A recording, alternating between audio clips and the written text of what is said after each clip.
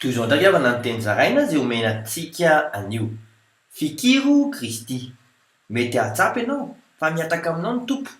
Araka ny voasoratra amin'ny filazan'ny tsara Matio toko 10:17 amin'ny anaran'i Jesosy hoe fa izy tsy namaly teny azy dia nanantona ny mpianany ka nangataka taminy nanao hoe roay izy fa miantso mafy ato aorianantsika.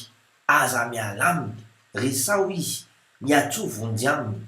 Araka ny voasoratra amin'ny filazan'ny tsara Matio toko 10:15 amin'ny anaran'i Jesosy hoe fa nanantona ihany raha vehivavy dia niankohaka teo anatrehany ka nanao hoe tompoko vonjeo aho.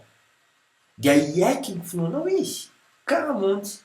Araka ny voasoratra amin'ny filazan'ny tsara Matio toko 10:20 amin'ny anaran'i Jesosy hoe dia namaly Jesosy ka nanao taminy hoe raha vehivavy, lehibe ny finoanao, tongava aminao arak'izay irianao. Dia sitrana ny zanany vavy tamin'izay oro izay. Afy ianao mahafantatry ny herin'ny fahefan'i Kristy. Vavaka isika. Kristy tsy hiala aminao mandrakizay aho. Amen. Mandra-pioana tompoko.